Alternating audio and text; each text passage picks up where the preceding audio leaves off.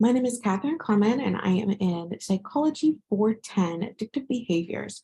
I participate in the group for marijuana and cannabis use.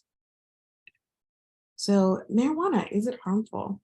Despite popular belief and urban legend, cannabis use is damaging when used regularly in large amounts and can turn into cannabis use disorder, which is diagnosable by the DSM-5 under substance addictions. What are large amounts of cannabis, though? This is something that we talked about, and the literature never really answered, as dosage is hard to measure and regulate. Smoking twice a week or daily, up to daily, can be considered heavy use of marijuana and can be damaging to the user's brain and quality of life. Heavy cannabis use can decrease the gray matter in the brain, particularly in the frontal, temporal, and parietal lobes.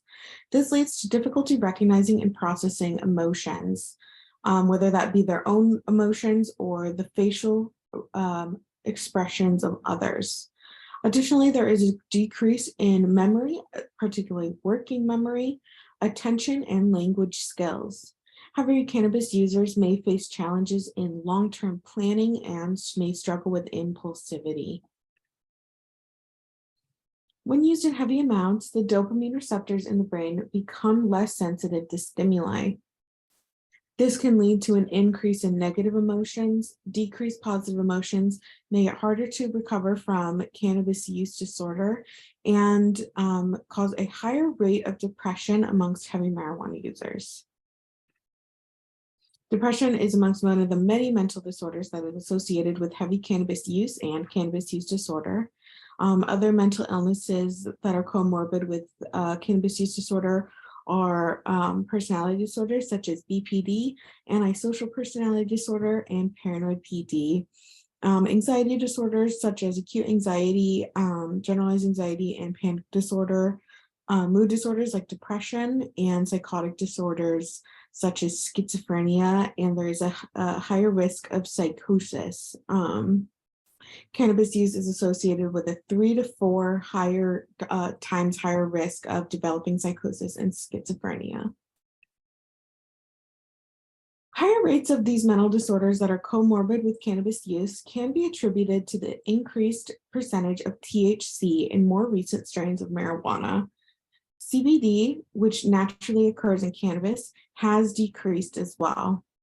CBD can protect against the cognitive effects that come with THC consumption, such as impaired attention span. And when used in a 1-to-1 ratio of THC and CBD, there are little negative cognitive side effects recorded. Unfortunately, THC has only increased an exponential amount over the decades, and CBD has mainly decreased.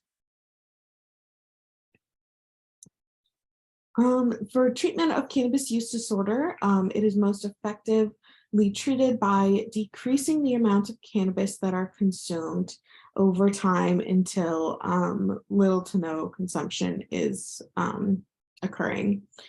Withdrawal effects of cannabis, such as negative emotions, lethargy, and agitation, can decrease after 1 to 3 months, but there is still evidence suggesting that the cognitive effects of marijuana can be recovered from in about a year.